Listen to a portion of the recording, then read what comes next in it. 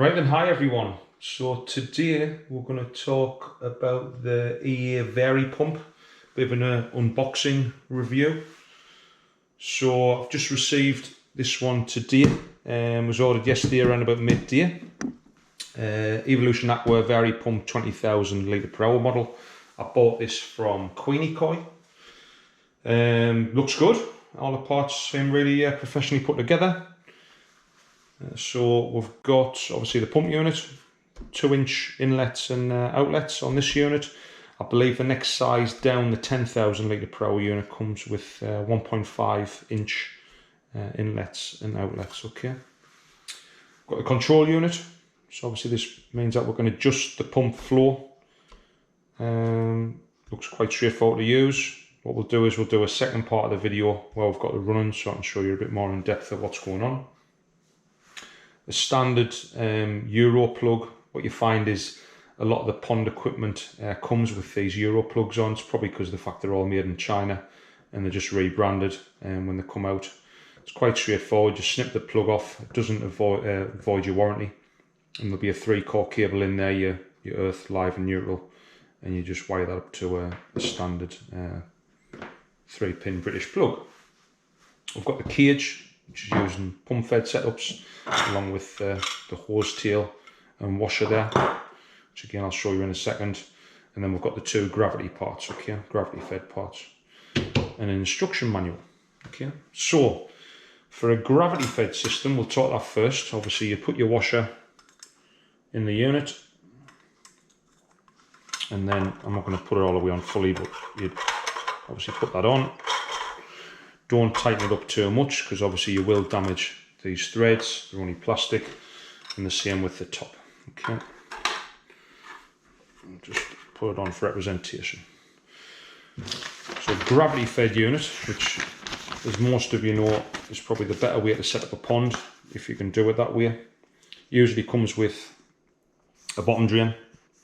Okay, waste goes along the bottom and into your filter. Now obviously the benefit of this system is that the waste's taken whole, it's taken solid through the bottom drain into the filter and removed straight away. Where a pump fed system, where your pump's mashing all that waste up, it's going to your filter, and your filter's going to struggle taking that waste out because it gets so small, okay, the particles.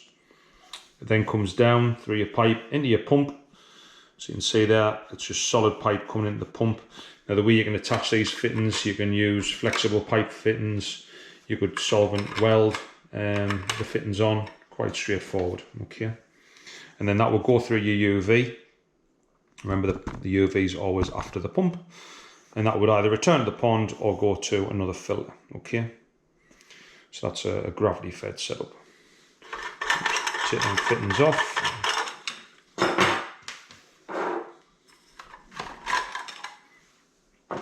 Now your pump fed setup. Okay, so you've got your pump on the pond floor, goes through a pipe into the UV, and then into the filter, and then it returns back via gravity, okay. Now what you'll find is a lot of the pump manufacturers will suggest they put a brick under the pump to raise it up. Now the reason why they do this is if there was ever a fault with your pipe work, where something burst, something leaked, you went away on holiday, you weren't around, the pond pump would drain your pond, okay. Now obviously with the pump being raised, the water level would only get as high as where the pump is, and your fish would hopefully survive in that little bit of water until you realised there was a problem, okay. If you put your pump on the floor, obviously it's going to pick up all that waste, but you've got the risk of the pump draining your pond. However, a lot of people nowadays fit a float switch. So obviously with the pump being raised, your waste's going to just start forming all the way around the bottom, and you're going to have to use pond vacs and all sorts to get rid of it. Bring your pump down, use a pond float switch, and that'll fix that problem. The other piece of equipment what people use are called retro bottom drains. So they're almost like an upside down bottom drain, standard bottom drain. So think of that being upside down. You can see it. That sits on the pond floor, and it almost acts like a bottom drain, but obviously it still feeds the waste through the pump, which will sit outside the pond if you can come through the pond wall, or it can also sit inside the pump, and your retro bottom drain will be sitting there And what you just got to make sure is that there's a threaded connection on the pump, because you'll fit fitting like that.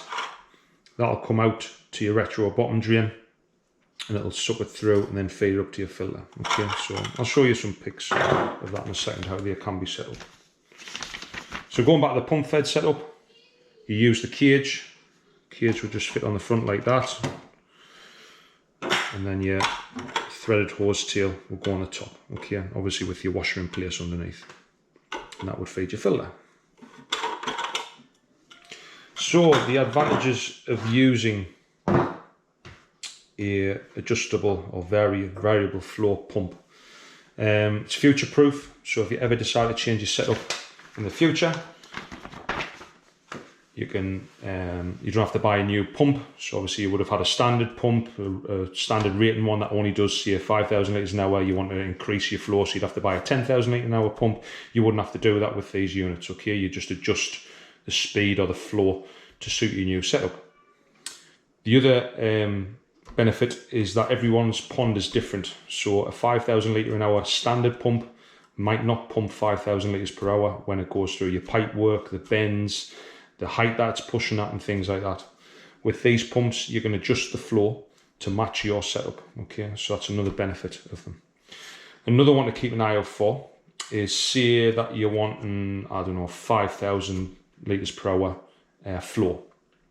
And you'd think, right, I'm going to buy a 10,000 litre per hour pump because that more than, or variable flow pump, because that more than covers that. Sometimes it's worth looking into going the next level up. So although it will be a bit more expensive, what you usually find is that running a 20,000 litre per hour pump at 5,000 litres per hour can be actually cheaper to run. Okay, electricity costs. It's probably down to the fact it's a bigger unit. It doesn't need to work as hard to pull that flow. Okay, so that's the other thing that you might want to keep an eye on. Obviously there will be points of that scale if you want where it's not as efficient, but generally if you go the next model up, and yes, like I say, it might not be cost effective because you're paying more money for the pump, but it should be cheaper to run. Okay, so that's another top tip there. So what we're going to be doing with this, my Superfish Eco RC unit, which is a remote control variable flow unit, brought the other day. So I had a 10,000 Superfish RC unit spare that's now running the Grown setup. We're actually going to swap that out and put this 20,000 litre per hour unit on.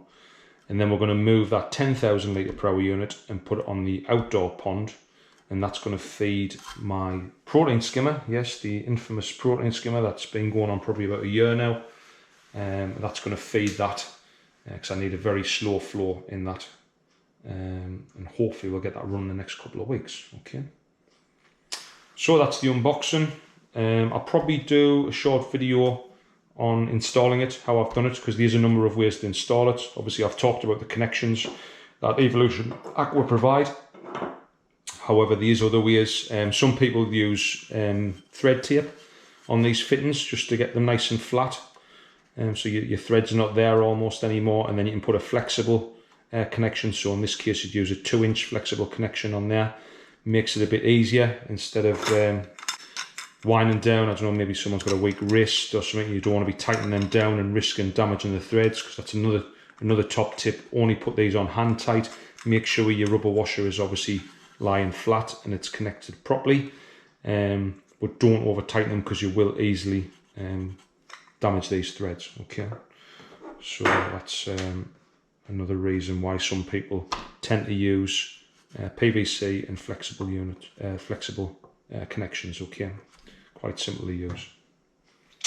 Right, I think we'll leave it there. Like I say, I'll do a second part of the video where I'll show you it being installed, and we'll see how we get on. But so far the reviews on this seem really positive. Comes with a 2-year guarantee as well, so should have some success with it hopefully. Right, I'll catch up with you on the next video. Thanks guys.